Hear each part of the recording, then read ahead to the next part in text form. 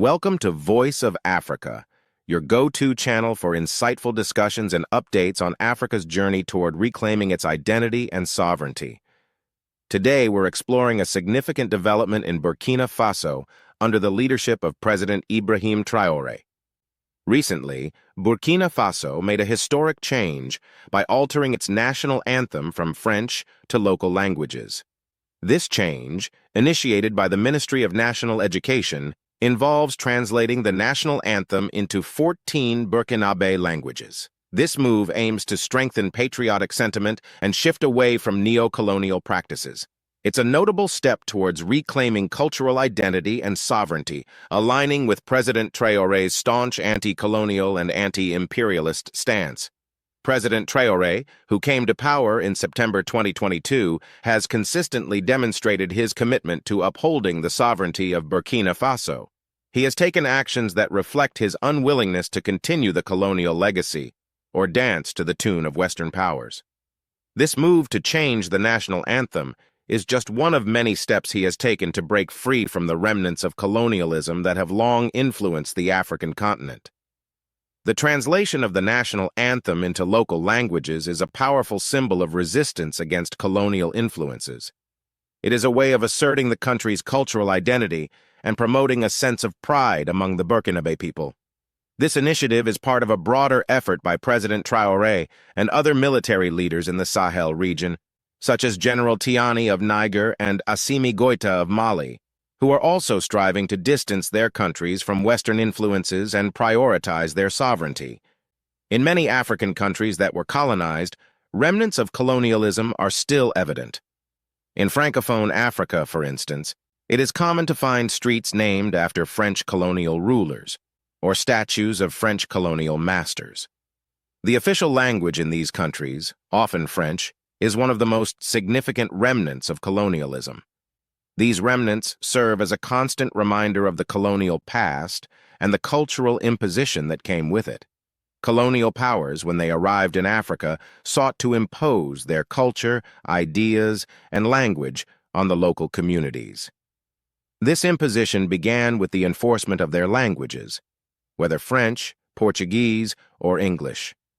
Western education, often spread with the help of Christian missionaries, was introduced not to develop the colonies, but to enforce colonial ideas and principles. Africans were taught just enough to understand these principles, but not enough to truly develop or industrialize their societies. Even today, the education systems in many African countries continue to reflect this colonial legacy. Schools often do not teach practical knowledge that could lead to true development. Instead, they focus on theoretical knowledge that does not equip students with the skills needed to industrialize and advance their societies. This has contributed to a situation where many young Africans are disconnected from their cultural roots and traditions. In many African countries, the colonial legacy has also led to issues of ethnic and linguistic divisions. Before colonialism, African societies were often organized into kingdoms and ethnic groups, each with its own language and traditions. The colonial powers, however, grouped these diverse communities into single countries, often leading to ethnic and tribal tensions. These tensions have been a root cause of violence and instability in many African countries. In Mali, for example, violence began in 2013 due to the marginalization of the Tuareg rebels, a tribe that felt excluded from the political process. This violence has since spread to other parts of the Sahel region, exacerbated by the presence of Islamic jihadists. In Nigeria, political instability can often be traced to ethnic concerns, with minority groups feeling marginalized by the dominance of larger tribes. The video emphasizes that for Africa to develop and achieve unity, it needs to reclaim its identity and language. The example of China is cited, a country that retained its cultural and linguistic identity while developing rapidly after World War II. African countries need to take similar steps to break free from the remnants of colonialism. In the middle of the video, it's essential to remind viewers to like, comment, and subscribe. Engaging with the content helps spread awareness about these important issues and supports the channel in delivering more insightful content about Africa's journey towards reclaiming its identity and sovereignty. President Traore's decision to translate the national anthem is a step in the right direction. It reflects a broader trend across the African continent, where other countries are also taking steps to decolonize and reclaim their cultural heritage. In Mali, for instance, French was removed as the official language last year. In Burkina Faso, a major street in the capital city of Ouagadougou, previously named after the French colonial leader Charles de Gaulle, has been renamed after Thomas Sankara, a beloved former president and Pan-Africanist hero. Similar efforts have been seen in other African countries. In Ivory Coast, boulevards that once honored former French presidents have been renamed after local figures such as the first Ivorian president, Félix Houphouët-Boigny. In Senegal, opposition leader Ousmane Sonko, after becoming mayor of the Ziguinchor district, removed the name of a French colonial figure from a major avenue and renamed it Peace Street.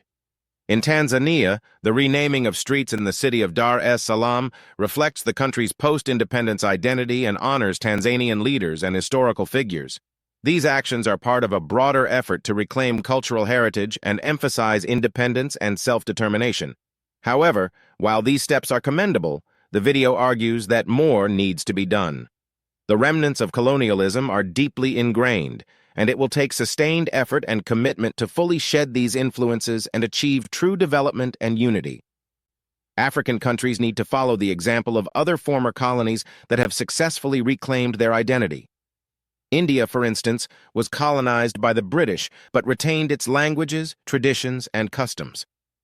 African countries should aim to do the same by promoting their local languages and cultures and integrating them into their education systems and public life. This move towards reclaiming cultural identity is not just about honoring the past, but also about building a future where African countries can develop on their own terms. By promoting local languages and traditions, countries can foster a sense of pride and unity among their people. This, in turn, can lead to greater stability and development. In conclusion, President Ibrahim Traore's decision to translate Burkina Faso's national anthem into local languages is a significant step towards reclaiming cultural identity and sovereignty. It reflects a broader trend across the African continent, where countries are taking steps to decolonize and prioritize their own cultural heritage. While these efforts are commendable, there is still much work to be done to fully shed the remnants of colonialism and achieve true development and unity. For Africa to move forward, it needs to embrace its cultural identity and promote its local languages and traditions. This will not only foster a sense of pride and unity, but also pave the way for true development and self-determination. As more African countries take these steps, the continent can hope to build a future that honors its rich cultural heritage and achieves its full potential. Thank you for watching and engaging with this content. If you found this video insightful, please don't forget to like, comment, and subscribe to the channel. Your support helps us continue to bring you important stories and perspectives from across Africa. In the comment section below, share your thoughts on the importance of reclaiming cultural identity and promoting local languages in African countries. What other steps do you think African leaders should take to break free from colonial influences and achieve true development and unity? Let's continue the conversation and work towards a brighter future for the African continent. And remember, if you haven't already, hit that subscribe button and turn on notifications so you don't miss any of our future videos. Thank you for being part of this community and for supporting our mission to highlight important issues and stories from Africa.